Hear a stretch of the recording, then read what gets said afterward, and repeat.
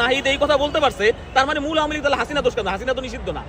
CB যদি নাহিদ ইসলাম বা সার্জিস হাসনাত যদি কালকে বক্তব্য দেয় যে আপা তো এখনো দোষ স্বীকার করে নাই, তা আপা আমাদের দলে আসুক, তার জন্য উন্মুক্ত, এটা আমি আসলে অবাক। আপনি হয়তো জাতীয় হিসেবে অনেক অবাক হতে পারে, কিন্তু আমি অবাক হবো না, কারণ আমি এদের চরিত্র জেনে গেছি। তা ছাত্রলীগ তো ওদের নিষিদ্ধ সংগঠন, কিন্তু এখন কিন্তু ঘোষণা দেওয়া নিষিদ্ধ সংগঠন, এখন পর্যন্ত ওটা প্রত্যাহার হয় না। এই সময় যখন নাহিদ এই কথা বলতে পারছে, তার মানে মূল আওয়ামী লীগ তাহলে হাসিনা দোষ কেন? হাসিনা তো নিষিদ্ধ না। হাসিনা তো এখনো দোষ স্বীকার করে না। হাইকোর্টে তারই আছে, সুপ্রিম কোর্টে তার এই রায়ের পর আবার সুপ্রিম কোর্টে তার আপিলের সুযোগ আছে। এখন যদি এনসিপি যদি বলে যে শেখ হাসিনা আমাদের দলে হয়তো বা আহ্বায়ক হিসেবে আসতে পারে, এটা আমি অবাক হওয়ার কোনো কিছু না, এটা বলতে পারে। এরা মুনাফিক, এরা যে কোনো সময় পল্টি নিতে পারে, এটা কোনো অস্বাভাবিক কিছু না। গাদ্দারি তো ভাই করেইছে 18 মাসে। আপনারা দেখেন না কি হয়েছে? আমরা কি এটা চাইছিলাম? যারা রক্ত দিছে, এতগুলো শহীদ পরিবার, এরকম চাইছিল? এদের এই ছাত্রদের চরিত্র কিরকম ভাবে চাইছিল কেউ?